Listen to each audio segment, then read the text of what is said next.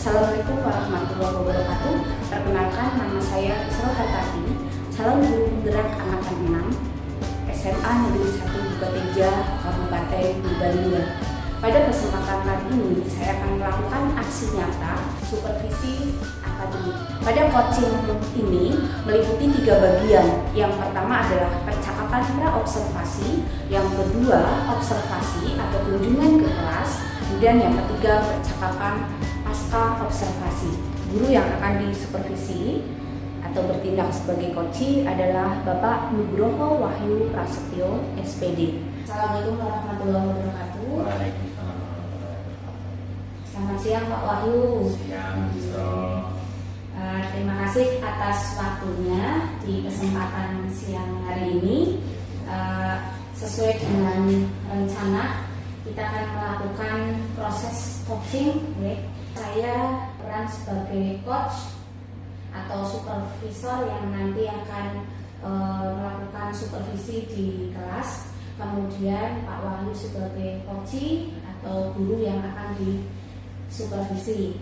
Pak Wahyu mengajarkan materi tentang gempa bumi. Jadi tujuan percakapan kita pada hari ini, kita akan mencoba untuk menggali apa yang bisa dilakukan sebelum melaksanakan supervisi atau kunjungan ke kelas. Pak Wahyu, ada yang mau disampaikan terkait dengan apa yang perlu diobservasi di dalam kelas? Yang pertama di sini tujuan pembelajaran Pak Wahyu.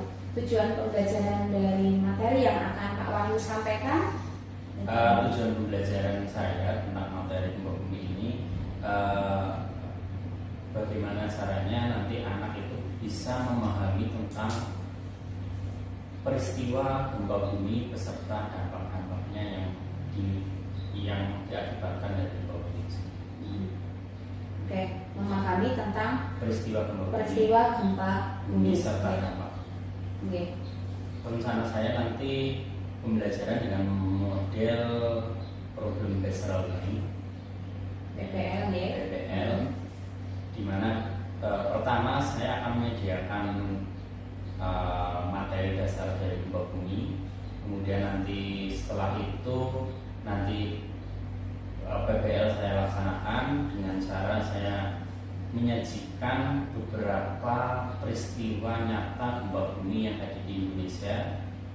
Dari situ anak-anak atau murid-murid nanti akan menganalisis tentang peristiwa-peristiwa gempa bumi yang ada di berbagai daerah. Nah, beserta dampak-dampaknya, kemudian faktor penyebabnya dan lain sebagainya. Nah, itu tentang analisis, jadi lebih ke analisis sebuah peristiwa yang pernah ada di Indonesia. Analisis peristiwa tentang gempa bumi yang ada di Indonesia. Jadi di sini memberikan pembelajaran kepada anak bagaimana dengan adanya potensi gempa yang dimiliki Indonesia, itu anak-anak bisa mengantisipasi seperti itu, muara airnya untuk anak bisa mengantisipasi bagaimana jika terjadi gempa pada daerahnya atau di mana mereka berada itu terjadi gempa, sehingga bisa menganalisisnya. Terkait dengan pengembangan Pak Wahyu di dalam pembelajaran, apa nih ingin diobservasi? Yang ingin diobservasi pertama saya bagian persepsi. Bagaimana saya mengajak anak-anak untuk mulai masuk pada materi gempa bumi. Kemudian nanti pada saat saya menyampaikan tentang materi gempa bumi, bagaimana caranya menumbuhkan rasa ingin tahu siswa, sehingga mereka mau bertanya, mereka mau mencari informasi tentang proses-proses terjadinya gempa bumi. Nah, kemudian saya ingin pada saat nanti di sini ada kegiatan diskusi, gimana caranya semua siswa terlibat dalam aktivitas diskusi, dalam aktivitas kerja kelompok, kemudian nanti akan menghasilkan jawaban atau produk yang istilahnya sesuai dengan apa yang saya harapkan. Oke. Kalau saya tangkap berarti ada 3 poin nih Pak.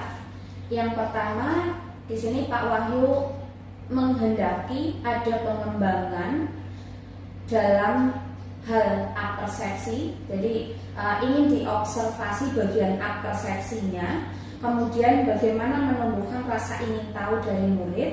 Kemudian yang ketiga, bagaimana meningkatkan keaktifan murid di dalam diskusi ataupun secara umum di dalam pembelajaran. Seperti itu, ya. Dari 3 poin ini, mungkin yang pertama terkait dengan apersepsi. Apersepsi itu pada bagian awal, Pak Wahyu kira-kira memiliki strategi apa? Rencana saya akan pertama akan mengaitkan materi tektonisme kemarin dengan materi gempa bumi ini. Sama saya akan menunjukkan beberapa peristiwa gempa bumi yang ada di Indonesia dan Papua.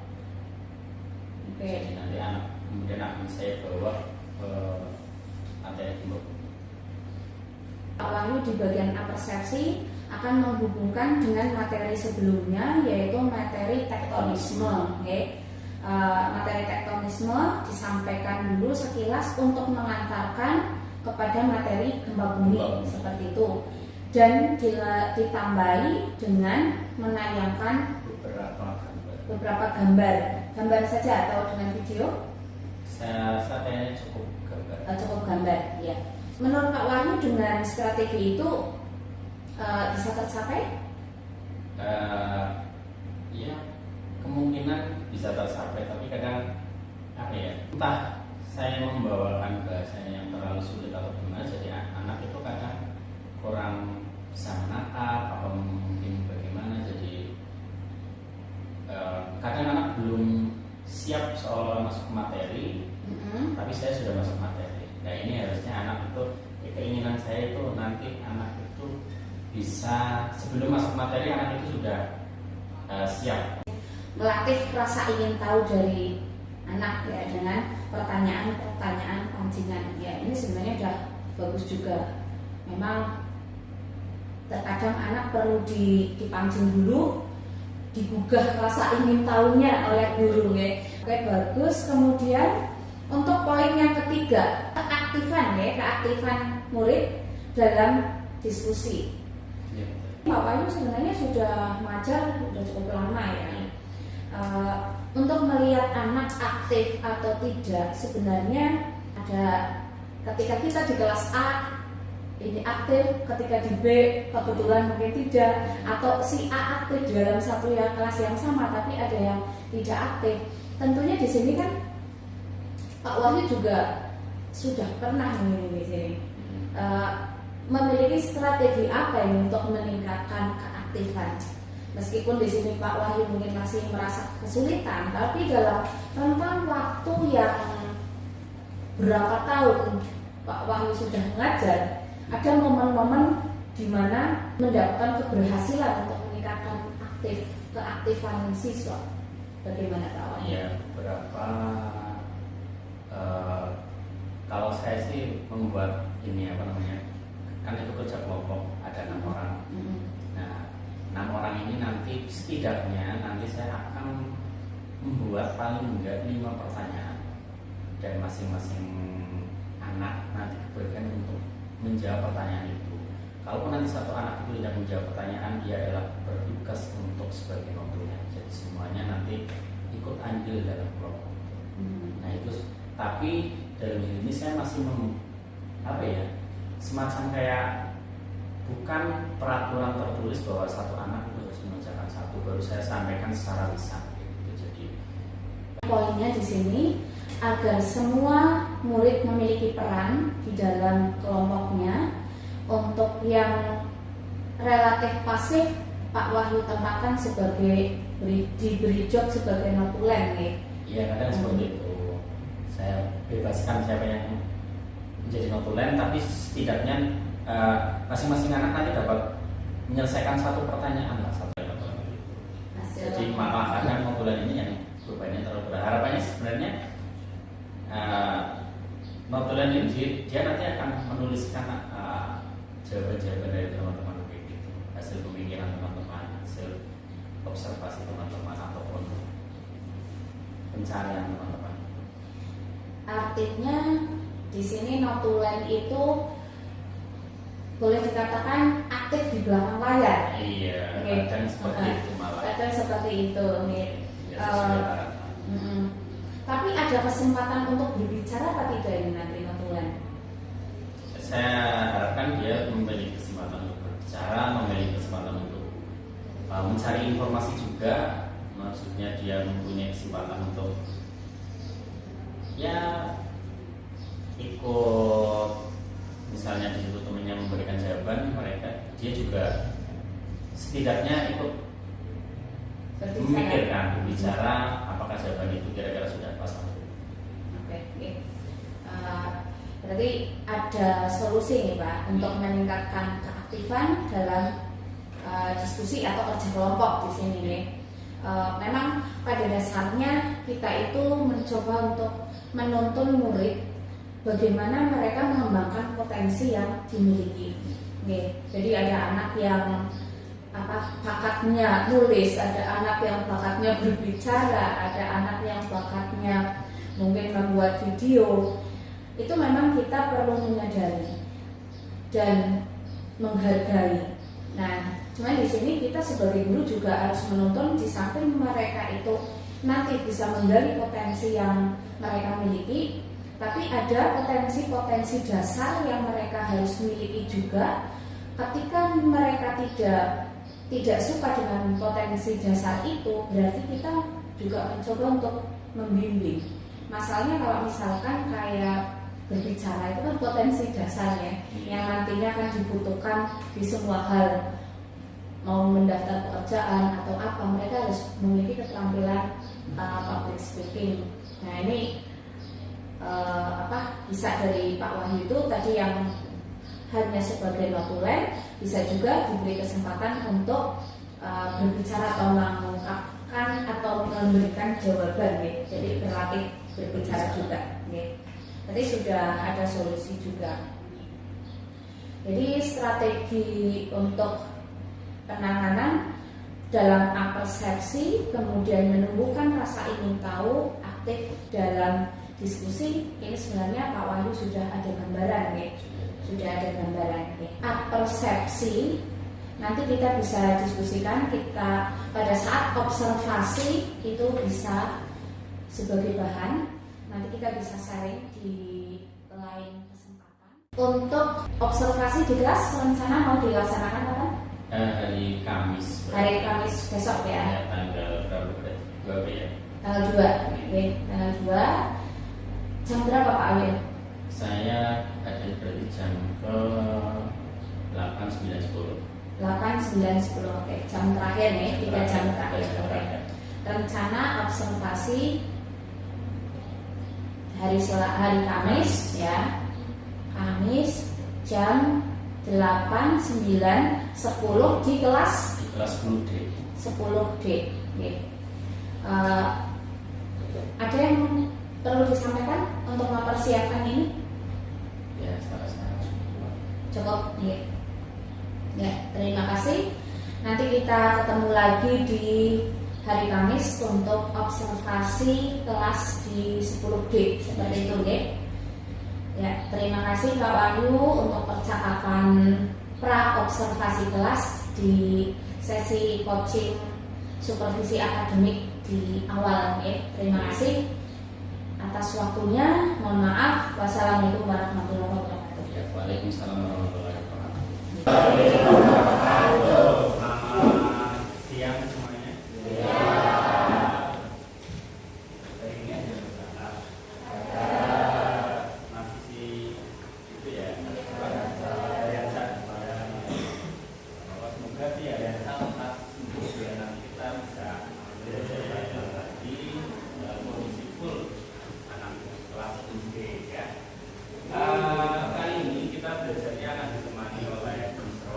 Kita masih belajar tentang materi tenaga untuk muka bumi.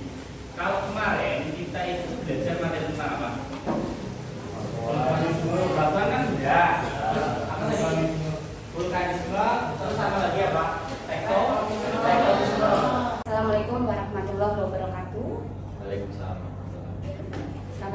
Wahyu. Siap, Isra. Maaf nih mengganggu waktu Pak Wahyu. Ya, pada kesempatan siang hari ini kita akan melakukan percakapan observasi kelas. Jadi pada saat pembicaraan awal kita, Pak Wahyu menghendaki untuk area yang dikembangkan itu terkait dengan apersepsi ya, Pak Wahyu. Kemudian yang kedua, meningkatkan motivasi atau semangat anak, aktifan murid dalam kerja kelompok. Seperti itu ya. Bisa cerita dulu bagaimana perasaan Pak Wahyu ketika melakukan pembelajaran yang waktu itu materinya gempa bumi ya. Langsung saja nih. Jadi setelah pembelajaran selesai atau saya laksanakan, saya merasakan bahwa pembelajaran yang saya laksanakan sudah ya hampir sesuai dengan rencana yang saya buat. Buat rencana pembelajaran dengan metodenya adalah diskusi kelompok, sesuai dengan rencana yang saya buat.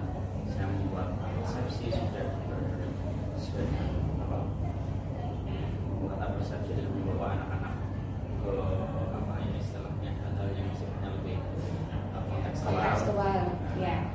Kemudian saya bagaimana tadi yang perlu digarisbawahi tadi ada ya, bagaimana menumbuhkan rasa ingin tahu anak.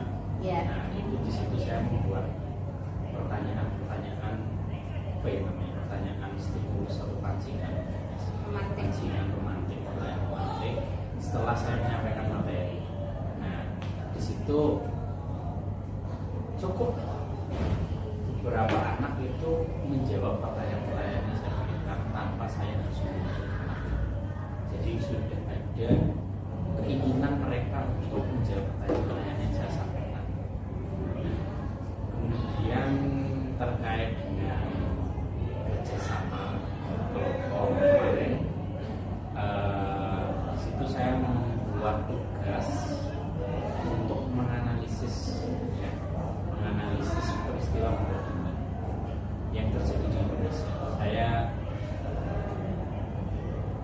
bentuk 6 kelompok. Nah, dengan diskusi itu masing-masing kelompok itu berbeda. Masing-masing kelompok berbeda.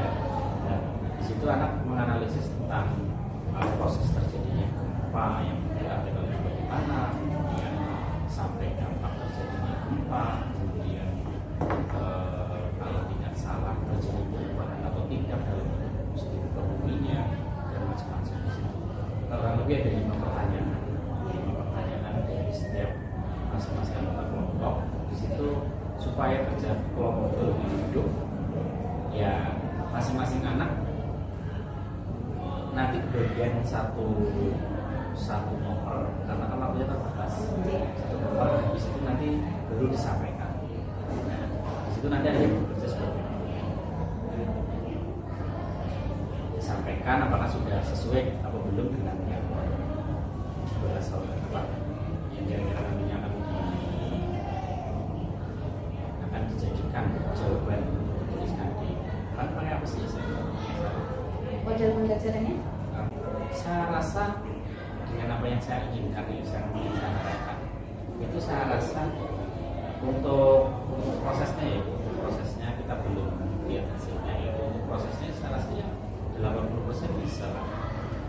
Artinya anak itu pertama dia mau bertanya, menjawab pertanyaan yang saya sampaikan. Kemudian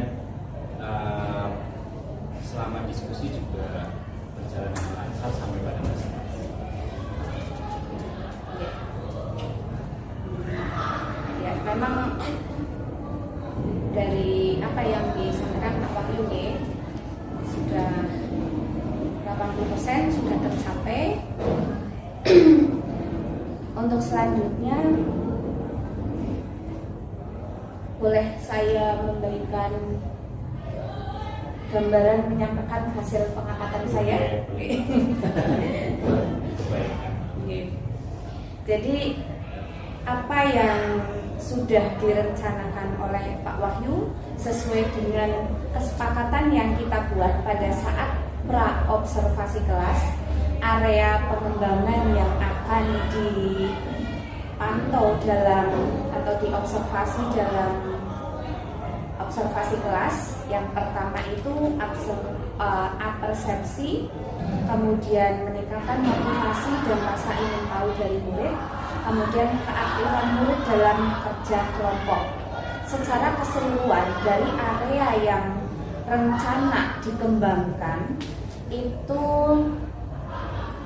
sudah sesuai dengan standar yang kita hidup, ya. Akan tetapi di sini mungkin saya melihat ada yang masih perlu dikembangkan lagi. Jadi apa yang sudah dilakukan oleh Pak Wahyu sebenarnya sudah sesuai dengan standar, akan tetapi masih ada yang dapat dikembangkan lagi. Artinya itu bisa lebih baik lagi seperti itu, ya. Bisa lebih baik lagi. Yang pertama di sini untuk yang saya amati apersepsi Pak Wahyu itu betul sudah mengkaitkan materi dengan materi sebelumnya, kemudian mengkaitkan dengan isu-isu yang kontekstual atau materi yang kontekstual itu sudah ada.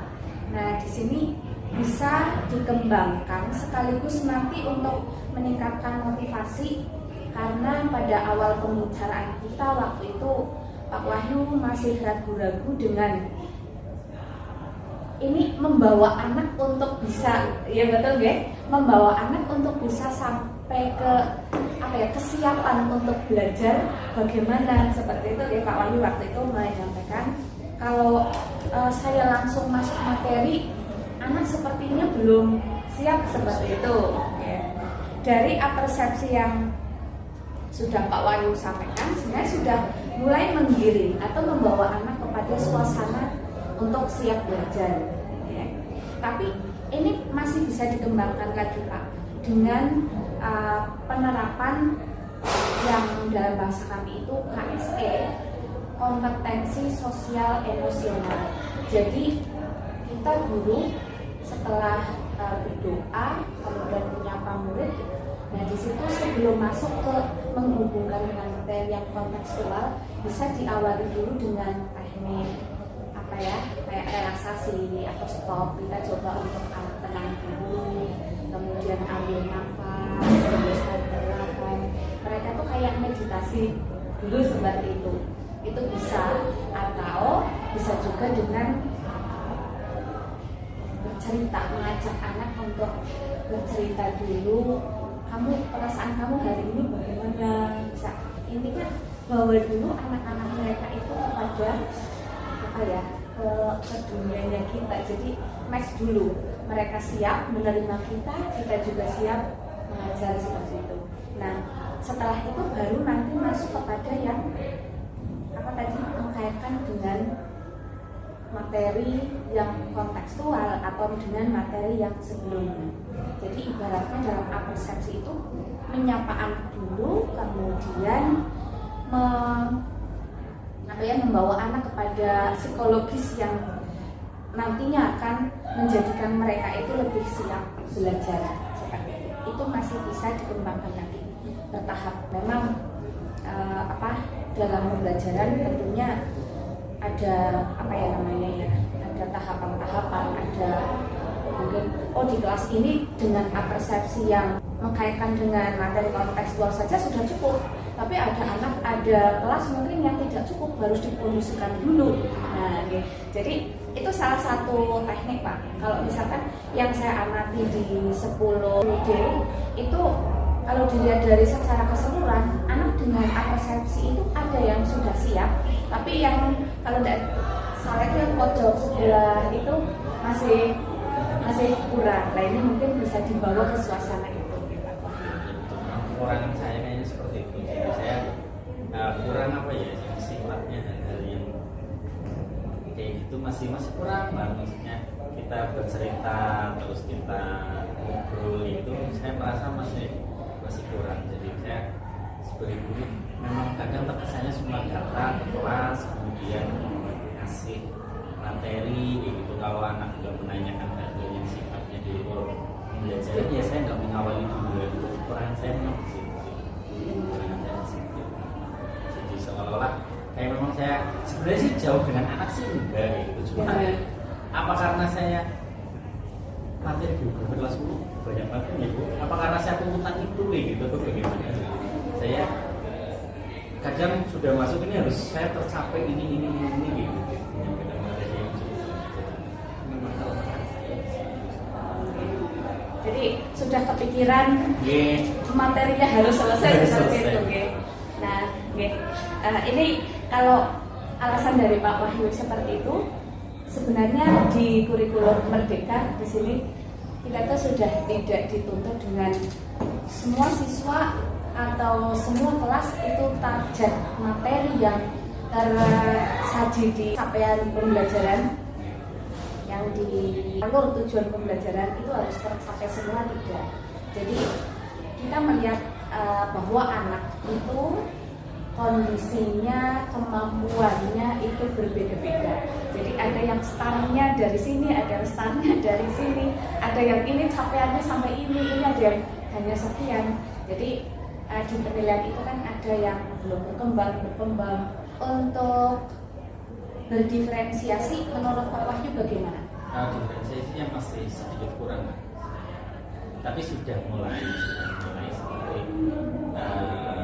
saya memberikan pilihan misalnya mau belajar nanti pakai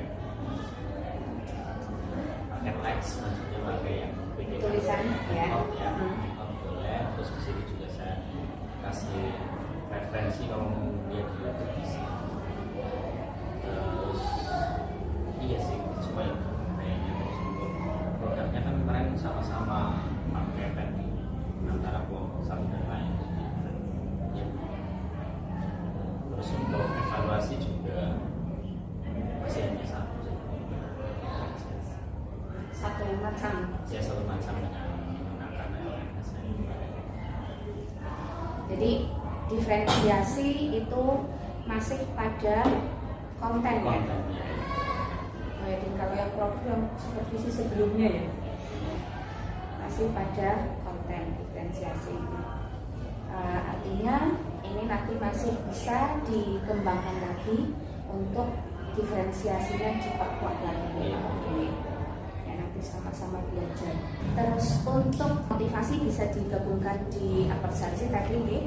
Untuk rasa ingin tahu ini memang dengan pertanyaan pemantik atau yang pancingan ini yang saya amati Pak Wahyu sudah bagus. Kemudian di bagian keaktifan dalam kerja kelompok, kalau saya amati memang keaktifan di dalam presentasi kemudian tanya jawabnya itu sudah bagus, cuman yang masih perlu dikembangkan ini yang kemarin saya amati itu dalam hal pembagian kelompoknya awal. Dari kelompok itu masih ada tawar menawar seperti itu ya.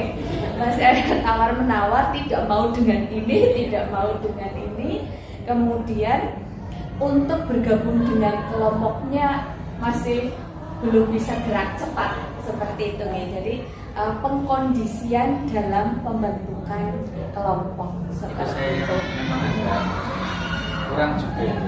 Caranya gimana supaya anak itu ditawarkan pakai kayak gini langsung anak itu mau menerima, itu pasti saya belum bisa. Mau pakai sistem ini anak langsung terima, udah saya mau pakai sistem ini. Saya belum pernah gitu. belum pernah langsung diterima gitu. Mintanya kadang dibentuk oleh gurunya. Nanti kalau pernah saya coba dari gurunya aja Pak yang bentuk coba kayak gitu pun anak masih tetap ada yang mau nggak menerima, maksudnya nggak langsung loh. Tetap mereka melaksanakan menerima tapi nggak langsung.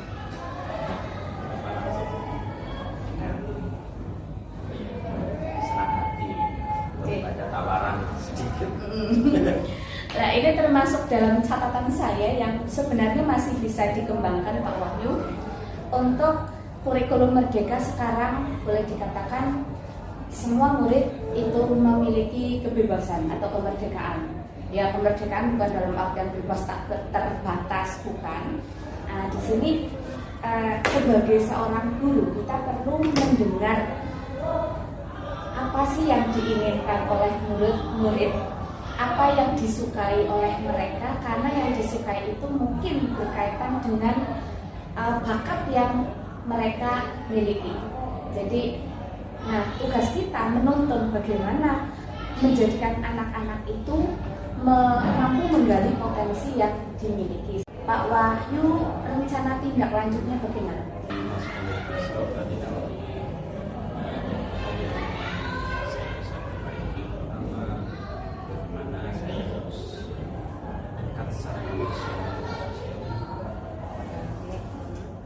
Kemudian nanti di bagian proses nanti ya saya harus